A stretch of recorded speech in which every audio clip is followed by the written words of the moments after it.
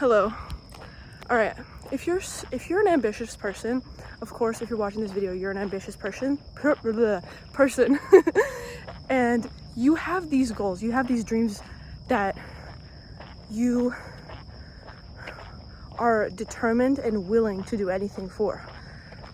If you're in a point in your life where you feel stagnant, you feel not fully burnt out, but to an extent burnt out, you feel drained, you feel stuck, if you feel like you just generally don't have much energy, you know what goals you have, you know what habits you need to implement into your daily life, but you just don't have the energy to implement these things, and you feel this pressure knowing that you know what you need to do, but you're not doing it.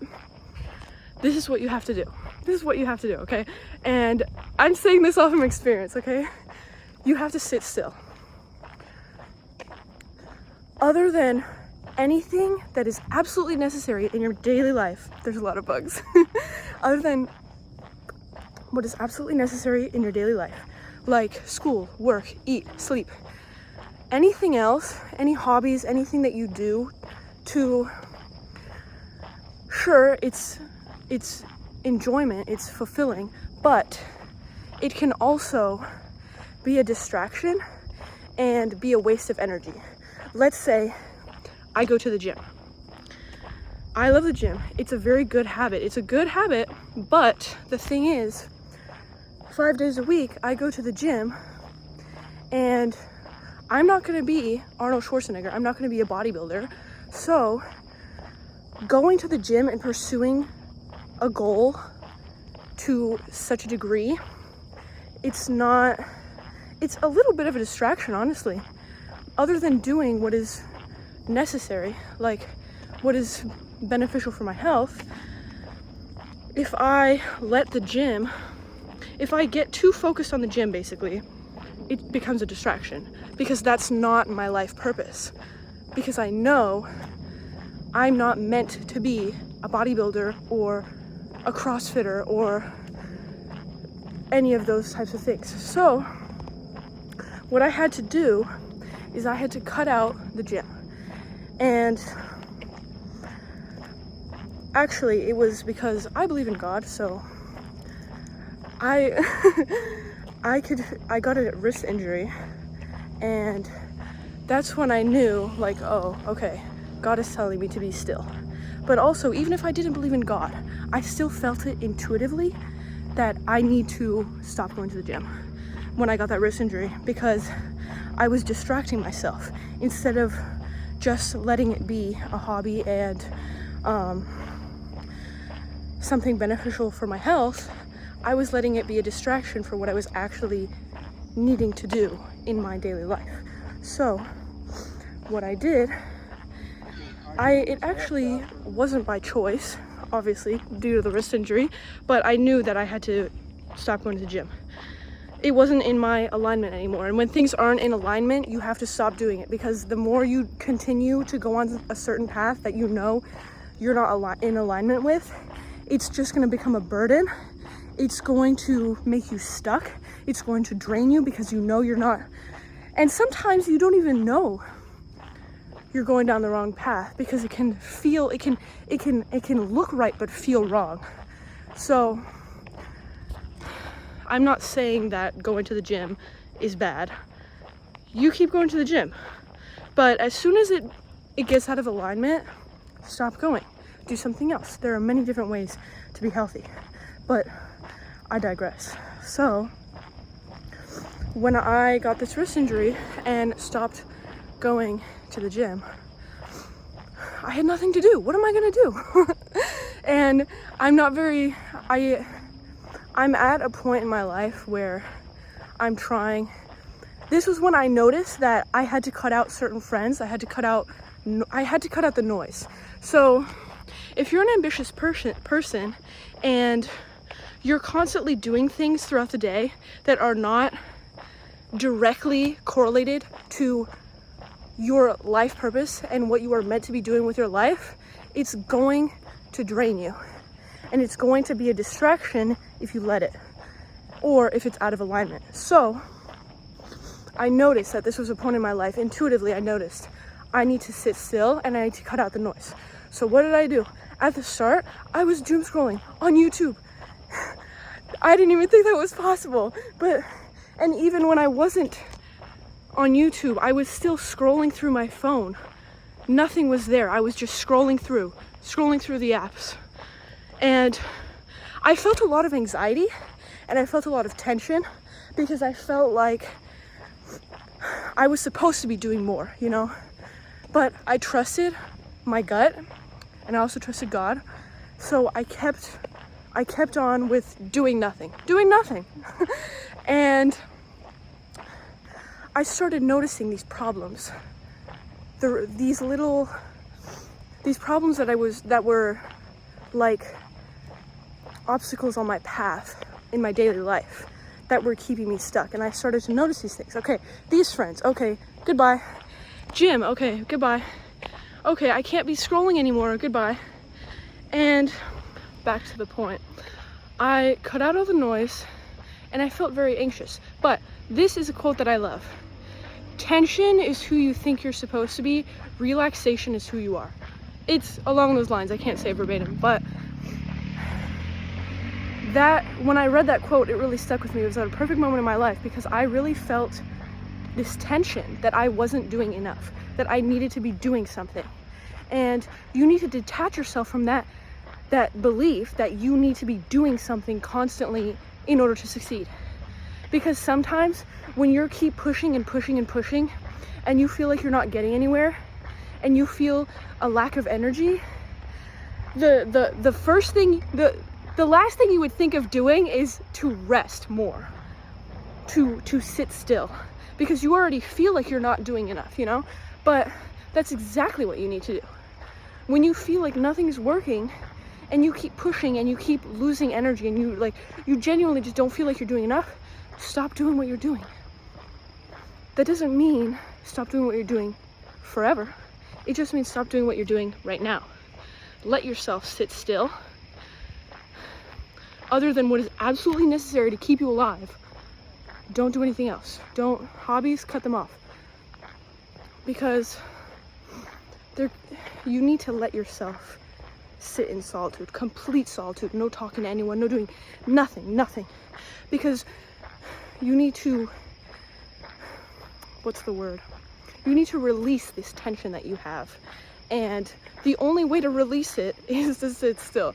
Because I was sitting in bed for hours, just trying to figure out what to do. I need to do something. Let me watch another self-improvement video. But that scrolling, everything that I was doing, it just wasn't working. And I felt very tense. I was like very anxious. I kept fidgeting and twitching and all this stuff. And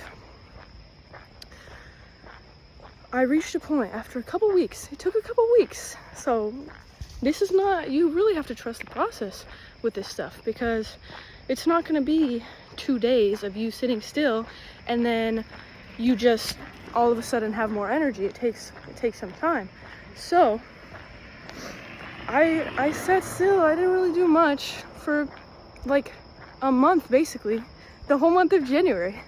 And I didn't record any YouTube videos. I felt very unproductive, but I had to release that tension. And once I released that tension, things are flowing again.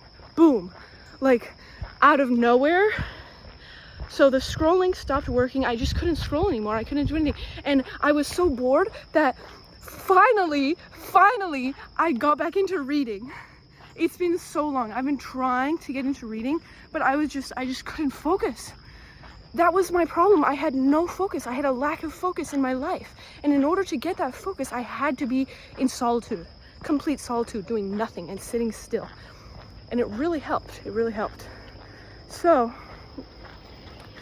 there's this quote, but can't say it word for word. Solitude is oxygen for the obsessed. So if you are an ambitious person, an obsessed person, and you know what you want, and you know you have like high standards for what you want to accomplish in your life, the way to do this is to sit in solitude. Hold on. All right, there was a group of runners. So, solitude is oxygen for the obsessed. If you're ambitious, you know what you want, you know what you're aiming to achieve.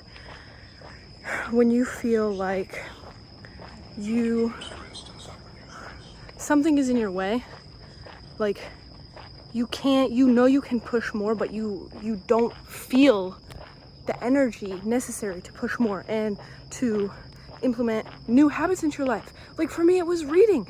I could read like one book a year. I swear to God, one book a year. I would just have this instant motivation, like, okay, I'm gonna read a book. And then I read a full book in like 2 days and boom, gone, never read again. Because I was too distracted. And sometimes distractions can be good habits. But with this month of solitude that I have, I got back into reading.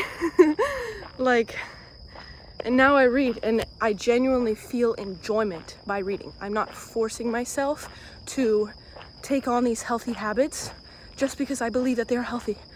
I actually just genuinely enjoy reading. Like, what else am I gonna do with my life? I had nothing else to do, so I was reading. And now now that I have this foundation of setting up these habits that I didn't want to do originally or didn't feel like I had the time for, now that I have them set up and established, I'm able to stack on other habits that I was doing before, such as working out, such as walking, such as talking to people again. And another habit that I implemented in my life was journaling. So now that I've had this state of solitude, I now have 2 new habits that I've been trying to get myself to do more often. Now they're a foundation because I've built them throughout my solitude. So now I'm able to keep them going because I gave myself that little push. And it's weird because it's like I'm giving myself this push, but by doing that, I'm staying still. I'm staying still, and by staying still, I'm giving myself a push. So that's what I did. Sometimes think of it as like a rubber band, slingshot. You need to go back a little. You can't just keep going and going and going.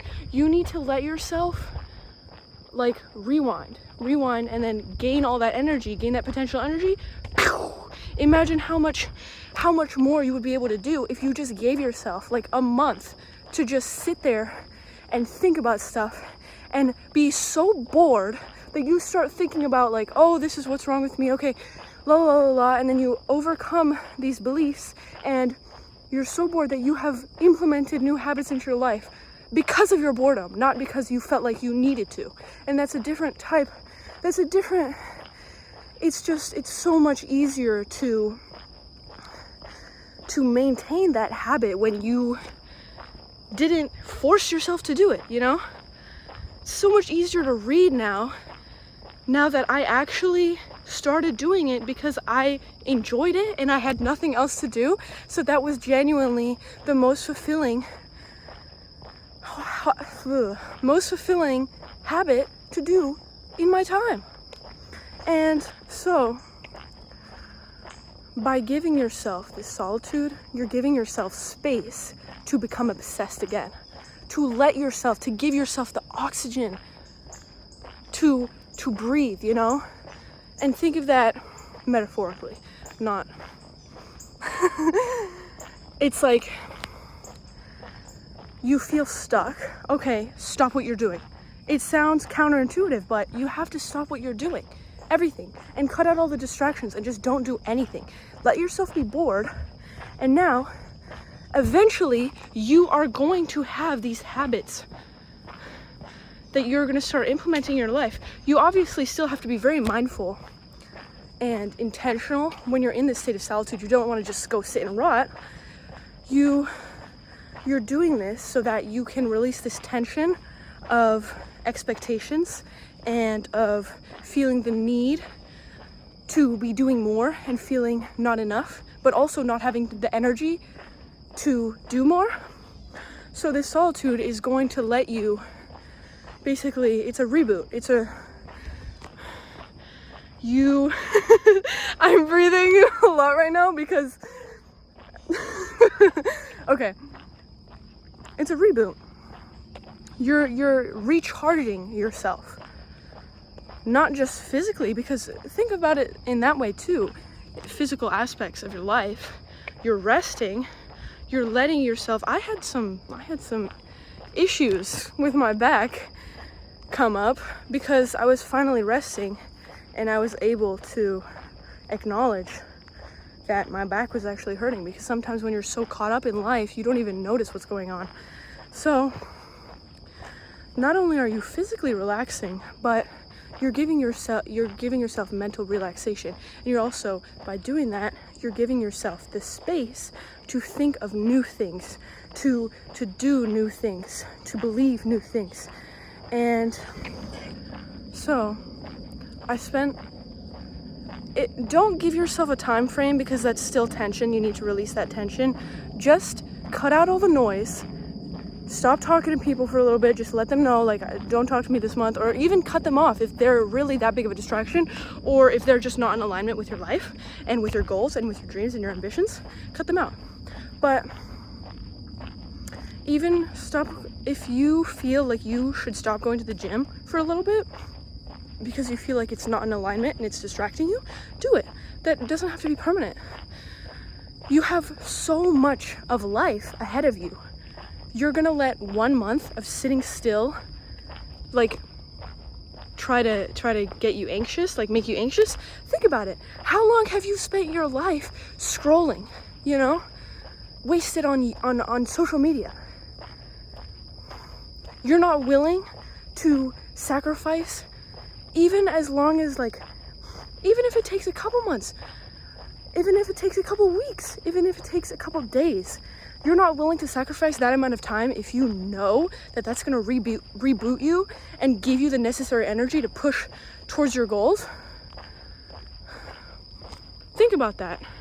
You're so quick to give yourself this time to eat junk food, watch TV, and scroll on social media.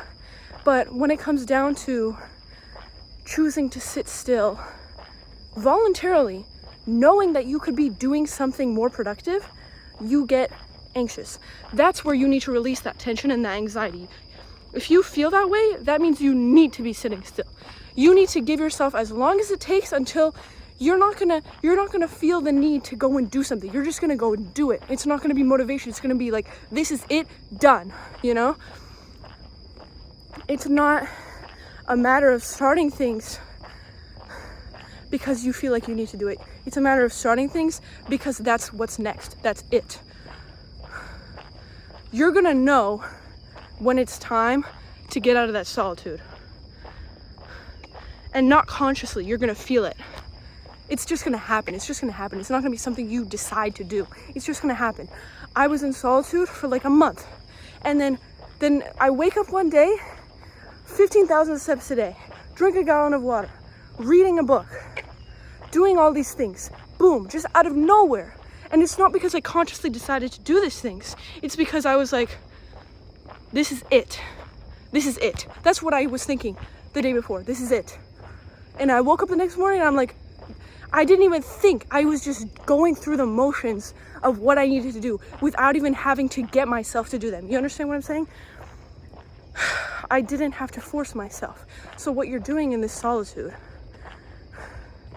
let's say you're laying in bed. This is what I was doing. I was laying in bed, scrolling on my phone, doing absolutely nothing, feeling very anxious, and I kept fidgeting and twitching, and I felt like I need to go on a run. I need to go do something with my life. I need to go to the gym because I kept fidgeting. Like, I felt like there was like energy in my body. Like, I was like, you know how people, I'll show you. It's like this. It's like that. Oh my gosh, words. Please help. Okay. When you're shaking your leg 1,000,000 miles per hour, that's how I felt. Like, that's what I was doing. I was shaking my leg. I was like, oh, I need to do something, tapping something, doing something. And I let myself keep doing that because that is my source of energy. Instead of I just waited until this is what I noticed. This is not what I consciously did. I wasn't consciously like thinking, okay, I'm gonna wait until I stop doing this, but this is what I did. This is what I went through the motions of. The moment that I got out of solitude was, and I'm still in solitude, but I'm not doing nothing. I'm actually actively pursuing my goals now because I have given myself the energy to do so. So I noticed that before this solitude, this sitting still stopped, my fidgety attitude, my fidgety behavior was going away. And I like to think about it this way.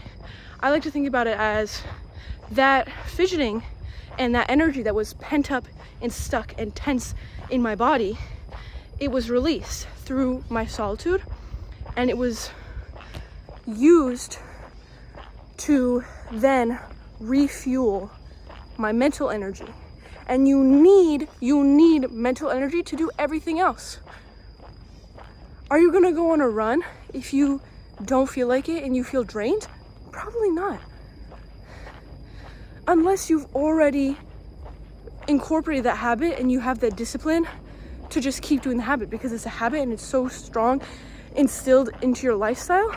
But let's say you're trying to start something, you won't be able to start it. So I'm gonna finish this off here, but getting that reboot, getting refueled mentally and sitting still has allowed me to propel forward. I read, I journal, I do all these things, and I don't do it out of willpower, out of motivation, out of even discipline, really. I do it because that's just how it is. That is just how it is. That's what's going on. I'm not consciously thinking, I need to do this, I need to do that. I don't feel the need to do anything because it's already done. That's my mindset on that. And I'm able to do this because I gave myself the space to refuel my energy and to let myself release this tension. So yeah, you should give yourself some time. Sit still.